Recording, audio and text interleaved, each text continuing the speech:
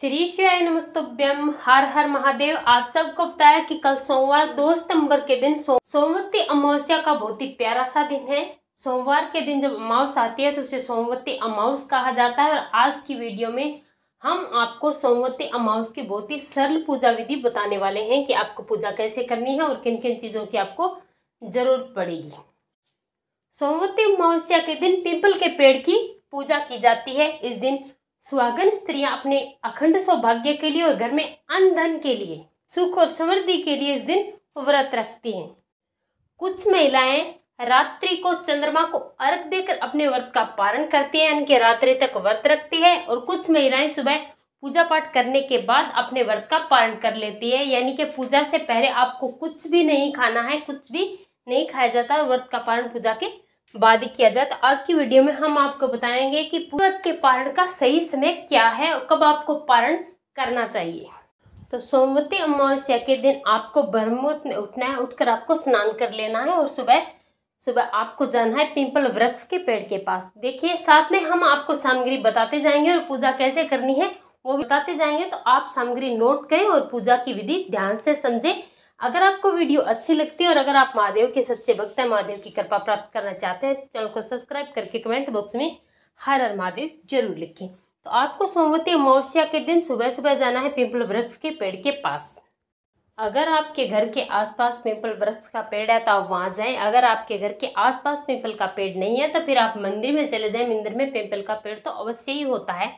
सबसे पहले इस पेड़ के नीचे जाकर आपको आप गंगा जल डालकर आपको करना क्या है, अपने घर से 1 लोटे में गंगा जल डालना है, उसको जल से भर लेना, उसे लेकर आना है। उस जल से आपको पीपल के नीचे सिंचन कर देना है, यानी कि थोड़ा सा आपको जल का छींटा लगाकर जगह को शुद्ध कर देना है। इसके बाद सबसे पहले की जाती है गणेश जी की स्थापना, गणेश जी की पूजा। आप पीपल वृक्ष के नीचे आए हैं तो आपको एक स्वास्तिक बनाकर गणेश जी की पूजा करनी है।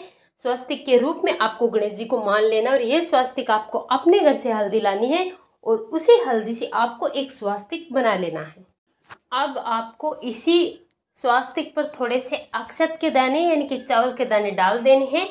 इस पर आप अपने साथ जो एक दीपक लेकर आए, इस दीपक को प्रज्वलित कर देना है। ध्यान रखना, अमावस्या के पहले दिन आपको दीपक तैयार कर लेना है, तैयार करके रख लेना है, क्योंकि अमावस्या के दिन कॉटन को हाथ नहीं लगाया जाता।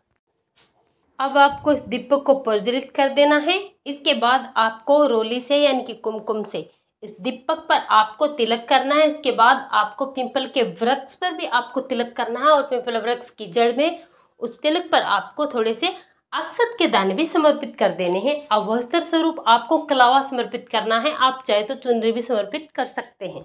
अब आपको पीपल वृक्ष की जड़ में फूल समर्पित करना है। आपको जो भी फूल मिल जाए, लाल पीले जैसे भी मिलते हैं, उन फूलों को आप लेकर आएं और पीपल वृक्ष की जड़ में समर्पित करें। इसके बाद आपको दक्षिणा समर्पित करनी है। आप 11, 21, 51, 101 जितनी भी अपनी सामर्थ्य के अनुसार दक्षिणा समर्पित जरूर करें, क्योंकि पूजा में रही कमियों को दक्षिणा पूरा कर देती है। इसके बाद आपको श्रृंगार की कोई 2 सामग्री समर्पित करनी है।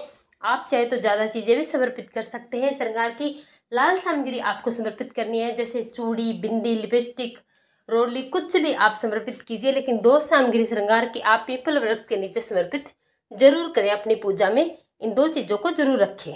ये पूजा सुहाग के लिए की जाती है, तो माता गोरा के लिए आपको सुहाग की 2 सामग्री जरूर समर्पित करनी है। इसके बाद भोग के रूप में आपको 108 चीज़ें लेनी है। आप कोई भी चीज़ ले सकते हैं, आप टॉफी ले सकते हैं, बिस्किट ले सकते हैं, आप मिठाइयाँ ले सकते हैं, फल ले सकते हैं। सात्विक चीज़ों में लहसुन प्याज को छोड़कर आप कोई भी चीज़ ले सकते हैं अपने सामर्थ्य के अनुसार। और इन्हीं 108 चीज़ में से आपको भोग समर्पित करना है और बची हुई जो 108 चीज़ों में से जो भोग बचता है उसको आपको बांट देना है।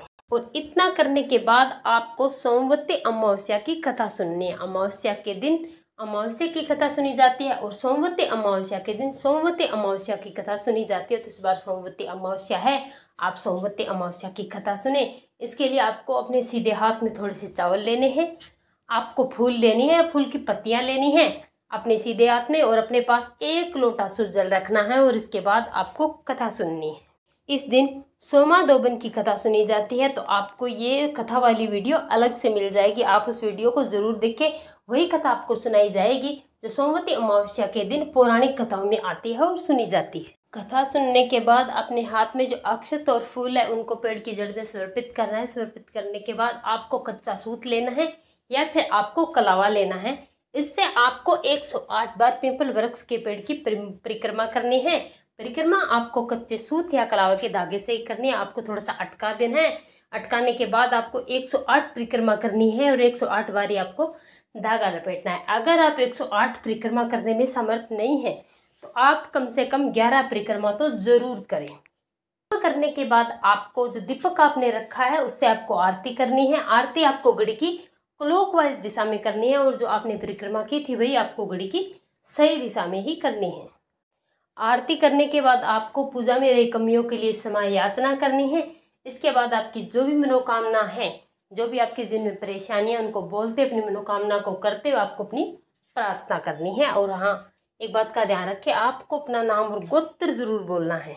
इसके बाद आपने भोग के लिए जो 108 सामग्री ली है उन सारी चीज़ों को आपको बांट देना है। परंतु ध्यान रखना, आपको नहीं खाना है, आपके बच्चों को नहीं खाना है, बाकी बाहर के लोगों को, आप जहाँ पूजा करने जाते हैं वहाँ पर आए सभी लोगों को आप इसे बांट सकते हैं, लेकिन घर पे वापस लेकर नहीं जाना है। इस प्रकार से आपको पूजा करनी है। लेकिन ध्यान रखना, पूजा से पहले आपको कुछ भी नहीं खाना, आपको जल भी नहीं पीना है, इससे आपका व्रत टूट जाता है। पूजा के बाद ही आप कुछ खा पी सकते हैं। और अगर आप व्रत नहीं भी रखते हैं तो आपको पीपल वृक्ष के पेड़ की पूजा तो इस दिन जरूर करनी चाहिए। इससे बहुत ही पुण्य फल प्राप्त होता है।